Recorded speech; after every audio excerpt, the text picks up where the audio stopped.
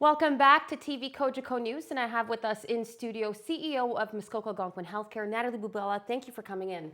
My pleasure. Thank you for having me, Mel. Oh, no problem. I mean, there's been a lot of, discussion and planning when it comes to our local healthcare. And I guess what I wanted to start our conversation with was to talk about the meeting or the latest special council meeting between Huntsville Council and Bracebridge Council. You were there. And just your generic thoughts on both councils passing this two-hospital model plan. What are your thoughts on that? Okay, so I have a couple of thoughts on that. And one, I guess, just to start with is just to congratulate them. I mean, a lot of thought and effort went into the proposal they put forward, and a lot of information within that proposal for us to digest. And I'm still looking through many parts of the proposal to make sure that I understand it. So I've got lots of questions, particularly questions of clarification around it. I think there's some common ground between what was proposed, or at least some of the assumptions around what was proposed, and that's around the fact that we agreed that health system reform is occurring, particularly within the community sector, and we're well aware of that in the hospital, and clearly would take that into consideration when we're doing our planning as well around the one hospital site. Mm-hmm. So was there anything in there that, or in this proposal that surprised you at all? Was this something new? Had MHC not considered a two-site plan? Like, what was in this plan that may have been different from what MOC considered? Well, actually, it's my sense, and it's a question I'm going to have to ask the municipal leaders around this, is that I actually think that their plan is building on the hybrid model that we looked at last year. And I guess what surprised me a bit was that particular model, despite them stating that it was the second most popular choice, actually was the least popular when we went out and polled the communities around it. And in fact also engendered the community rallies that we experienced last year. They were specifically around that particular model, as well as the petitions that came out. Over 6,000 people signed petitions specifically against this specialization or differentiation type of model that they're proposing. So I guess what surprises me a bit is to really understand more about why they did settle on that model, how they were mitigating some of the risks that we identified in the model last year, and how they're going to buy community awareness and agreement to move ahead with this. Well, let's talk a little bit about, costs. Now, it was mentioned by both mayors as well that perhaps MOC didn't consider costs associated with what would happen to those buildings. So if we move forward with this one hospital model plan, they had basically said, well, did they consider what's going to happen with those buildings, to keep them, to sell them? What were those decisions around that?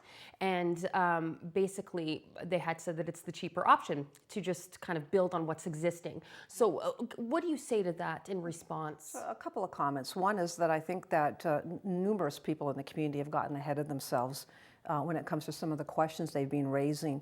So for instance, what we will be doing with the two buildings when we move to a one hospital site, if that actually turns out to be the case as we continue with our planning, was not something that was contemplated in the PreCapital or required for that submission. Oh, okay. Clearly, it's something we would be looking at in the stage one preparation and deliberations that would occur, which is our next stage.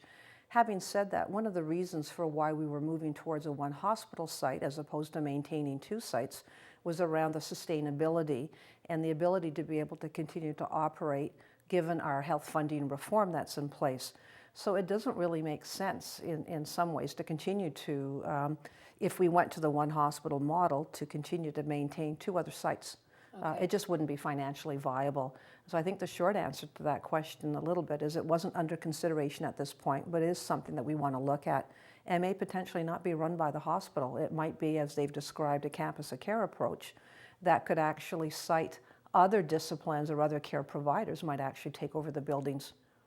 Okay. And we're open to all those possibilities. Okay, and I guess where is MOC in terms of that phase? Are the PreCapital submission's been done? It's been approved. Has it? Have been approved? Okay. So there's two parts to the PreCapital. Yeah. So the one part that's related to the services and to ensure that the services we're looking at in the near future and 20 years from now is consistent with what the ministry feels are appropriate directions to go in. That has been reviewed by the LIN, and they've endorsed it. So then they put that together with the model that we were looking at, and that was submitted to the Ministry of Health.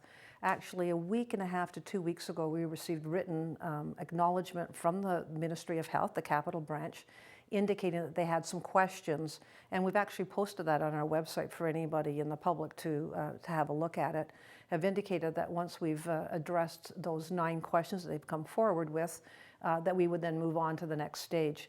And they've provided us with a comment that the next stage, which is stage 1, would require more fleshing out of why a 1 hospital versus the 2 site, why brand new versus renovation. And so clearly that was always something that was going to be discussed in more detail in the next stage, and not really part of the PreCapital. Now, there has been kind of a sense that, I guess, from some of the elected officials and even some residents, that if the community doesn't support it, it won't happen.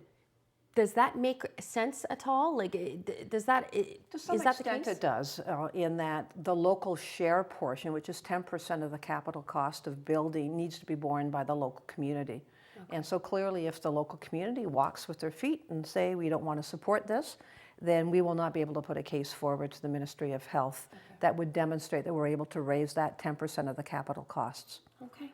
Now, both mayors had indicated at the meeting, they acknowledged the work that MOC had been doing with this whole issue. And certainly their wish is to work with you, with MOC, to go forward with their 2 hospital site. Is there any point or any indication that there could be some sort of teamwork to come up with the middle ground? We've actually demonstrated that up to now. We've been very willingly participating in the facilitated sessions that we've had through this task force. We're more than prepared to continue those conversations.